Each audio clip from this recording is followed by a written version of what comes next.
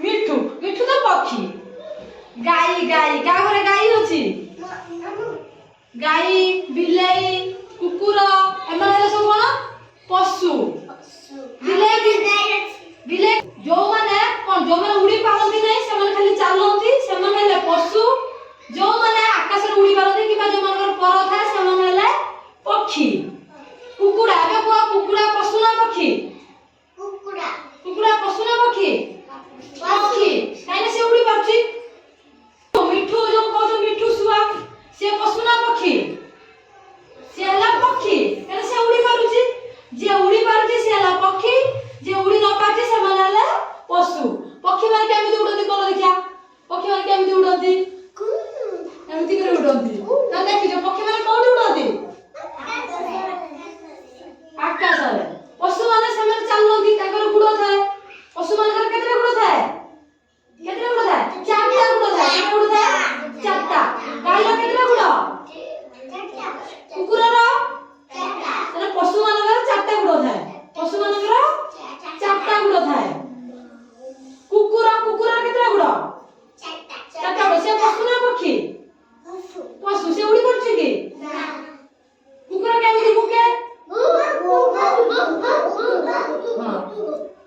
ଗାଈର ଲାଞ୍ଜ ଅଛି ନା ନାହିଁ? ସବୁ ଦେଖିଛ ନା? ଗାଈ କଣ ଖାଏ?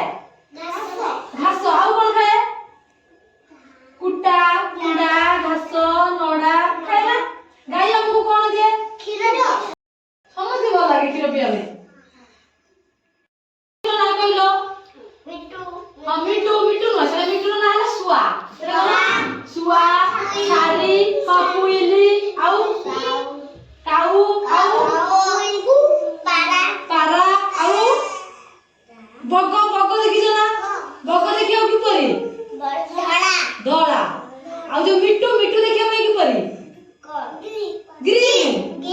ଗ୍ରୀନ ସବୁଜ।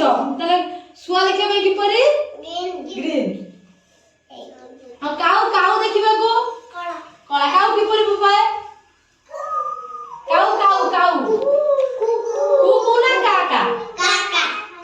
କୁଇଲି